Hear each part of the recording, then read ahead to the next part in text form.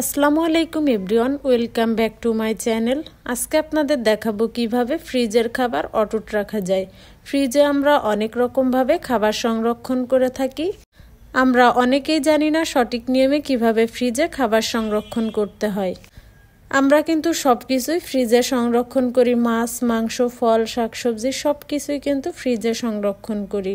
ফ্রিজে খাবার সংরক্ষণের কারণে কিন্তু আমাদের অনেক রকম খাবার নষ্ট হয় না, আর অনেক টাকাও কিন্তু বেঁচে যায়। অনেক দিন পর্যন্ত সংরক্ষণ করা যায়। অনেক সময় আমরা খাবার রান্না করে ফ্রিজে রাখি, অনেক দিন পর্যন্ত কিন্তু এই খাবারটা ভালো থাকে। কিভাবে এই খাবার ভালো থাকে আজকে আপনাদেরকে দেখাবো। দেখুন, আমি এখানে কিন্তু অনেক রকম ফল আনছি। এই ফলগুলো অনেক দিন পর্যন্ত ভালো রাখবো কি করে সেটাই আপনাদের সাথে শেয়ার করব। ফল আমরা আনি অনেক সময় কিন্তু বেশি দিন রাখলে নষ্ট হয়ে যায়। এভাবে রাখলে কিন্তু ফল আর কোনোদিন নষ্ট হবে না।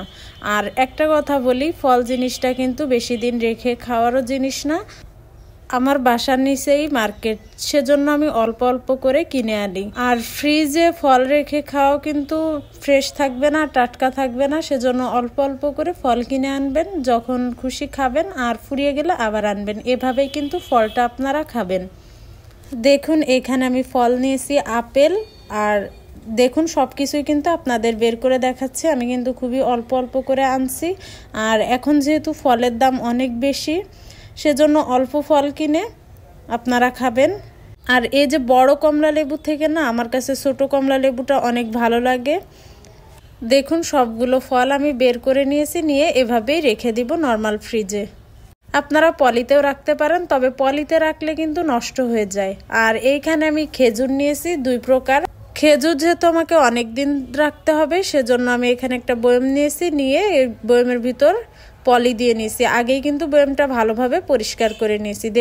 এখানে আমি আজওয়া আর মরিয়াম খেজুরটা নিয়েছি। এই খেজুরের দাম যেহেতু অনেক বেশি, সেজন্য আমাকে একটু ভালোভাবে রাখতে হবে, তাহলে এতে নষ্টও হবে না, আর অনেক দিন পর্যন্ত কিন্তু রেখে খাওয়া যাবে। অনেক সময় কি হয়, খেজুর থেকে অনেক রকম গন্ধ আসে। ভালোভাবে না রাখার কারণেই কিন্তু খেজুর থেকে গন্ধ আসে, আর অনেক দিন পর্যন্ত সংরক্ষণ করা যায় না। এভাবে পলির ভিতরে খেজুর রেখে দেখবেন অনেক দিন পর্যন্ত কিন্তু সংরক্ষণ করা যাচ্ছে, আর খেজুরটা একদমই ফ্রেশ থাকবে, আর কোনো রকম কোনো গন্ধ থাকবে না। আমি 2 প্রকারের খেজুরই কিন্তু এভাবেই রেখে দিব। আমি যে 2 প্রকার খেজুরের কথা বললাম, আমি এখানে আরেকটা খেজুর এভাবে সেম ভাবে রেখে দিব। পলি দিয়ে অবশ্যই রাখতে হবে, এতে করে কিন্তু কোনো গন্ধ থাকবে না।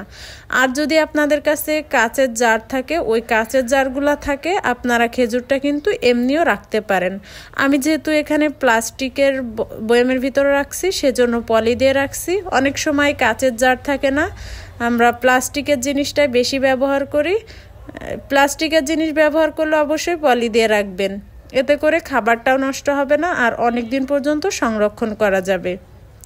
আমার ভিডিওর কোনো অংশ যদি আপনাদের কাছে ভালো লেগে থাকে, তাহলে অবশ্যই কমেন্টে জানাবেন। আর ভিডিওটা ভালো লাগলে চ্যানেলটা সাবস্ক্রাইব করে আমার পাশেই থেকে যাবেন। ফল আমার সংরক্ষণ করা শেষ। এইবার আমি আপনাদেরকে দেখাবো মাছ কিভাবে রাখতে হয় অল্প জায়গার ভিতরে। আমার ফ্রিজটা কিন্তু অনেক ছোট, যার কারণে আমি মাছ এভাবেই রাখি। টিফিন বক্সে রাখলে জায়গা অনেক বেশি লাগে, সেজন্য মাছটা আমি এভাবেই রাখি, পলির ভিতরে রাখি। দেখুন, এখানে তেলাপিয়া মাছ, তারপর শোল মাছ, ট্যাংরা মাছ, বাইম মাছ, সব মাছই কিন্তু এখানে আছে। সবগুলো মাছ আমি পলির ভিতরে ভরে নিব। এই মাছটা কিন্তু আমার 15 দিন যাবে। আমি 15 দিনের জন্য কিনছি। মাছ অল্প অল্প করে কিনি, কারণ মাছটা ফ্রেশ আর তাজাটা খেতেই কিন্তু ভালো লাগে। অনেক দিন পর্যন্ত সংরক্ষণ করে রাখলে কিন্তু আমার কাছে তেমন ভালো লাগে না, সেজন্য সবসময় অল্প অল্প করে মাছ আর মাংসটা কিনি। আর এইখানে দেখুন, আমি পাঙ্গাস মাছ নিয়েছি। পাঙ্গাস মাছটাও কিন্তু ধুয়ে পরিষ্কার করে নিব। মাছটা একবার করে ধুয়ে রাখবেন। মাছ ধুয়ে না রাখলে অনেক সময় অনেক রকম জীবাণু থাকে, আর ব্যাকটেরিয়ার আক্রমণ হয়। তাই সব সময় আপনারা মাছ, মাংস সব কিছুই কিন্তু ধুয়ে ফ্রিজে রাখবেন। অনেককেই দেখছি আমি মাছ ফ্রিজে ধুয়ে রাখে না, তারপর মাংসটাও কিন্তু ধুয়ে রাখে না। তো সময় যদি না থাকে, একবার করে ধুয়ে রাখবেন। আর এইখানে আমার ক্যাটের জন্য চাপিলা মাছ নিয়েছি। এই চাপিলা মাছটাও কিন্তু ধুয়ে রাখবো। চাপিলা মাছটা কাটার প্রয়োজন নাই, আমি এভাবেই ক্যাটকে দিই। তো সব মাছ আমি এবার পলি করে রাখবো। টিফিন বক্সে আপনারা রাখতে পারেন, ফ্রিজে যদি অনেক বেশি জায়গা থাকে। টিফিন বক্সে রাখলে একটা সুবিধা, যখন খুশি মাছ বের করা যায়। আমার যেহেতু অনেক বেশি জিনিস, সেজন্য আমি পলিতে করেই রাখবো। আমার কম জিনিস হলে আমি টিফিন বক্সে রেখে দিতাম, অনেক দিন পর্যন্ত এভাবে কিন্তু সংরক্ষণ করা যায়। টিফিন বক্স পলি যে কোনো কিছুতেই কিন্তু আপনারা অনেক দিন পর্যন্ত মাছ সংরক্ষণ করতে পারেন, মাংস সংরক্ষণ করতে পারেন। আর এই মাছগুলা ভরার আগে 2টা পলি করে দিবেন, তাহলে এক্সট্রা যে পানি থাকে ওইটা কিন্তু আর পড়বে না। এতে করে ফ্রিজটাও নষ্ট হবে না, ফ্রিজটা ভালো থাকবে। অবশ্যই আপনারা 2টা পলি করে দিবেন। দেখুন এখানে শোল মাছ নিয়েছি, শোল মাছ 2টা করে রাখবো এক একটা পলিতে। আর একটা মাছ বেশি ছিল, সেজন্য একটা পলিতে রেখে দিব। আর অবশ্যই আপনারা 2টা পলি দিয়ে মাছটা রেখে দিবেন।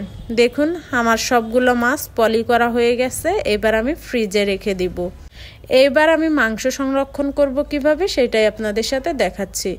মাংসটা আনার পর মাংসটা ধুয়ে পরিষ্কার করে নিতে হবে। এখানে দেখুন মাংসটা কিন্তু ভালোভাবে ধোয়া নাই।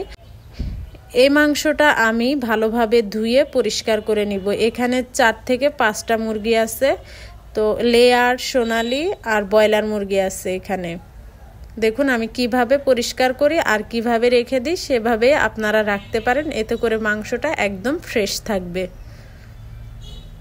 ফ্রিজ থাকার কারণে একটাই সুবিধা, যখন তখন বাইরে যাওয়া লাগে না, আর বাসায় বসেই কিন্তু সব কিছু করা যায়। আর পরের দিন কি রান্না করব সেই টেনশন কিন্তু করা লাগে না, ফ্রিজ থেকে যখন খুশি বের করে রান্না করা যায়।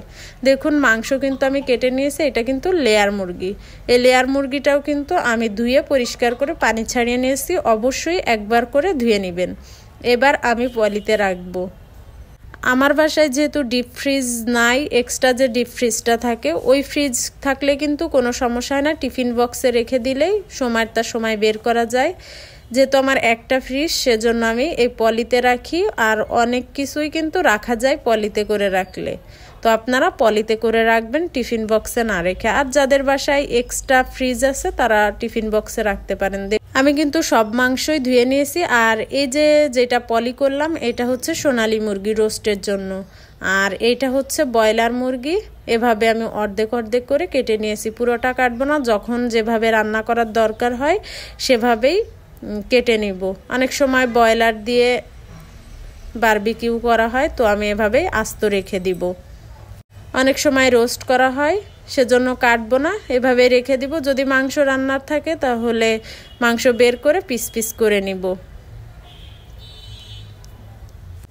দেখুন আমি এইভাবে লেগ পিসগুলো আলাদা করে রাখছি। এখানে লেগ পিস আছে কয়টা, 5টা থেকে 6টা লেগ পিস আছে। আমি এগুলো আলাদা করে রাখলাম, যখন লাগবে পানিতে ভিজিয়ে আমি আবারও আলাদা আলাদা করে রাখবো। এখন যেহেতু আমার লাগবে না, সেজন্য আমি এভাবেই রেখে দিচ্ছি। দেখুন সবগুলা কিন্তু আমার পলি করা হয়ে গেছে।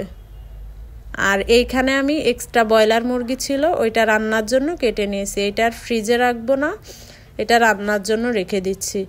দেখুন এভাবেই কিন্তু আমি ফ্রিজে রেখে দিই সব কিছু। এই যে মাংসটা রেখে দিব।